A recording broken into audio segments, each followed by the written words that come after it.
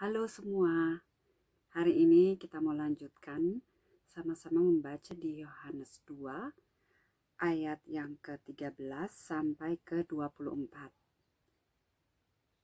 Mari kita berdoa dulu sama-sama.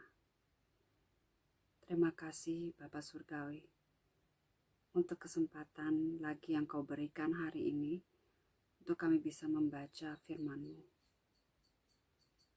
Berikan kami hikmat-Mu Tuhan untuk mengerti akan firman-Mu, supaya kami bisa hidup di dalamnya setiap saat. Terima kasih Tuhan, kami mau serahkan hari ini dan seluruh waktu kami hari ini ke dalam tangan-Mu. Biar hanya kehendak-Mu yang jadi Tuhan. Di dalam nama Yesus Tuhan, amin. Ketika hari raya Paskah, orang Yahudi sudah dekat, Yesus berangkat ke Yerusalem. Dalam bait suci didapatinya pedagang-pedagang lembu, kambing, domba, dan merpati, dan penukar-penukar uang duduk di situ. Ia membuat cambuk dari tali lalu mengusir mereka semua dari bait suci dengan semua kambing, domba, dan lembu mereka. Uang penukar-penukar dihamburkannya ke tanah, dan meja-meja mereka dibalikannya. Kepada pedagang-pedagang merpati ia berkata, "Ambil semuanya ini dari sini. Jangan kamu membuat rumah Bapakku menjadi tempat berjualan." Maka teringatlah murid-muridnya bahwa ada tertulis, "Cinta untuk rumahmu menghanguskan aku." Orang-orang Yahudi menantang Yesus, katanya, "Tanda apakah dapat engkau tunjukkan kepada kami bahwa engkau berhak bertindak demikian?" Jawab Yesus kepada mereka, "Rombak bait Allah ini, dan dalam 3 hari aku akan mendirikannya kembali." Lalu kata orang Yahudi kepadanya, 46 tahun orang mendirikan bait Allah ini, dan engkau dapat membangunnya dalam 3 hari? Tetapi yang dimaksudkannya dengan bait Allah ialah tubuhnya sendiri. Kemudian sesudah ia bangkit dari antara orang mati, barulah teringat oleh murid-muridnya bahwa hal itu telah dikatakannya, dan mereka pun percaya akan kitab suci dan akan perkataan yang telah diucapkan Yesus. Dan sementara ia di Yerusalem selama hari raya Paskah, banyak orang percaya dalam namanya, karena mereka telah melihat tanda-tanda yang diadakannya. Tetapi Yesus sendiri tidak mempercayakan dirinya kepada mereka, karena ia mengenal mereka semua, dan karena tidak perlu seorang pun memberi kesaksian kepadanya tentang manusia, sebab ia tahu apa yang ada di dalam hati manusia.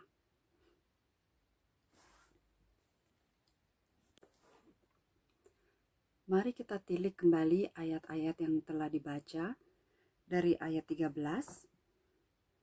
Jadi kita baca bahwa pada hari raya Paskah orang Yahudi, pada saat itu waktu yang udah dekat, Yesus berangkat ke Yerusalem. Jadi itu yang dilakukan oleh orang Yahudi yang tidak tinggal di Yerusalem. Mereka setiap tahun akan ke Yerusalem untuk merayakan Paskah bersama di sana. Jadi saat menjelang hari raya Paskah, Yesus ke bait Allah. Di sana dia temukan banyak penjual-penjual binatang-binatang yang akan dikorbankan.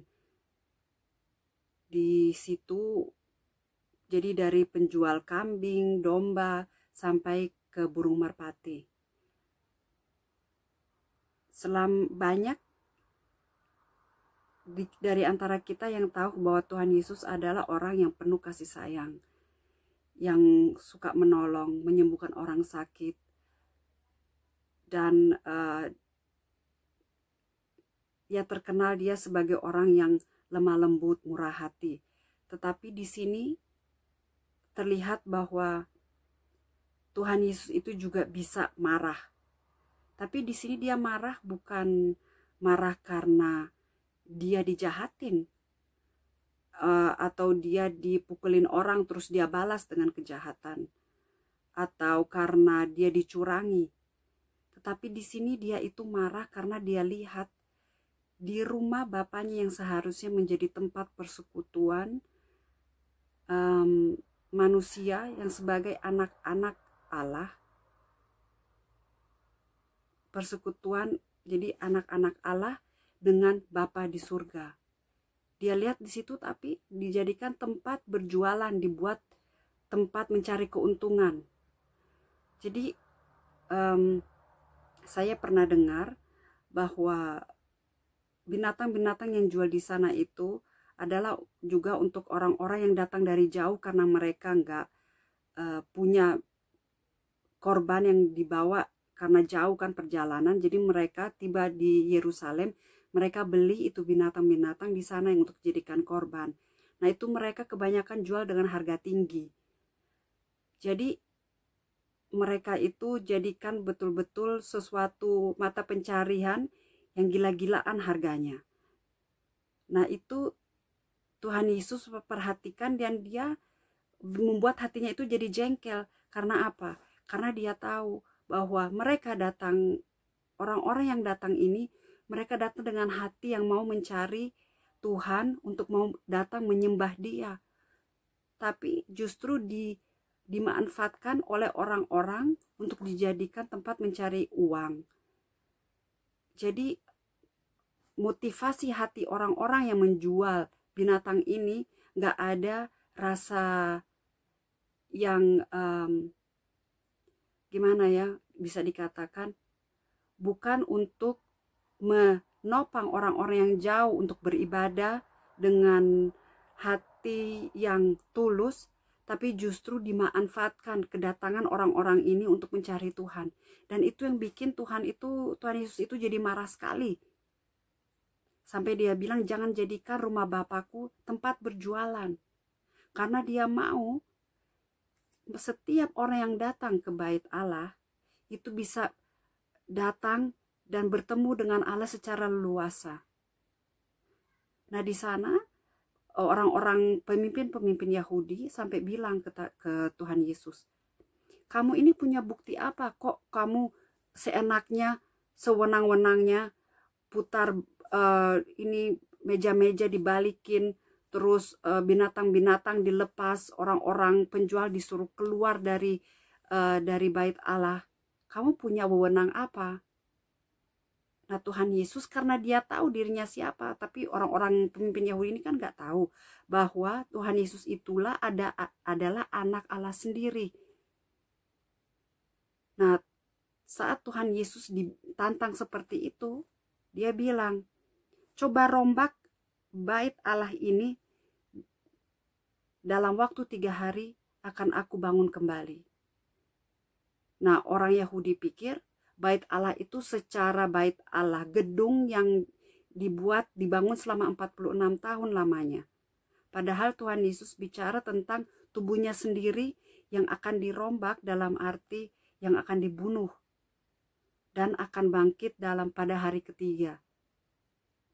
Karena untuk Tuhan sebenarnya bait Allah yang sesungguhnya itu adalah tubuh kita manusia ini, yang tempat tinggalnya Roh Kudus. Tapi itu seperti yang firman Tuhan katakan, murid-muridnya bisa mengertinya setelah Tuhan Yesus bangkit dari kematian. Itu baru mereka dibukakan apa arti dari Tuhan Yesus waktu berkata, rombak bait Allah ini dan dalam waktu 3 hari akan aku bangun kembali. Jadi inti dari ayat 13 sampai 23 itu Tuhan Yesus mengungkapkan hatinya bahwa tidak ada yang lebih penting dari hubungan kita dengan Bapa Surgawi. Dia tidak mau ada satu apapun di dunia ini yang bisa mencegah hubungan kita yang intim dengan Tuhan. Itu sangat dibenci olehnya. Di ayat yang ke-23. Dan sementara ia di Yerusalem, selama hari raya Paskah, banyak orang percaya dalam namanya. karena mereka telah melihat tanda-tanda yang diadakannya. Salah satu tanda-tanda yaitu dia itu menyembuhkan orang sakit dan membebaskan orang yang terikat kuasa-kuasa kegelapan. Ayat 24. Tetapi Yesus sendiri tidak mempercayakan dirinya kepada mereka, karena ia mengenal mereka, dan karena tidak seorang pun memberi kesaksian kepadanya tentang manusia. Dan karena tidak perlu seorang pun memberi kesaksian kepadanya tentang manusia, sebab ia tahu apa yang ada di dalam hati manusia. Jadi di sini Tuhan Yesus di saat dia lihat manusia yang berkata mereka percaya karena melihat tanda-tanda yang dia lakukan, Tuhan Yesus bukannya merasa bangga, wow, mereka percaya siapa dirinya karena dia melakukan mujizat-mujizat dan tanda-tanda, karena Tuhan Yesus tahu manusia itu gampang dibikin terpukau dengan perbuatan-perbuatan yang luar biasa. Tapi itu hanya sementara. Begitu mereka lihat ada sesuatu yang lebih wow lagi, mereka akan lupakan. Gitu. Jadi Tuhan Yesus tahu manusia itu gampang dibikin terpukau dengan hal-hal yang luar biasa. Tetapi di saat ada lagi yang datang dan bikin mereka terpukau lagi, mereka lupa. Gitu loh. Jadi Tuhan Yesus tahu manusia, akan hati manusia yang gampang tersesat, yang gampang dikecohkan dengan sesuatu yang kelihatannya luar biasa. Sedangkan Tuhan Yesus itu mementingkan lebih mau kalau kita ada hubungan yang akrab dengan Dia. Itu yang Dia inginkan. Dia mau kita percaya kepadanya meskipun tidak melihat tanda-tanda mujizat. Oke. Itu yang saya mau bagikan hari ini dengan kalian, dan saya mau tekankan kepada kalian untuk membaca kembali ayat-ayat ini dan kalian renungkan lagi sendiri apa yang kalian dapat. Dan saya senang kalau kalian bisa share juga, tulis di komentar supaya saya juga bisa belajar. Saya bisa mengenal juga dari aspek yang lain, karena Tuhan berbicara kepada kita dengan cara juga yang berbeda-beda. Oke, sampai di sini hari ini. Tuhan berkati. Sampai besok lagi. Dadah.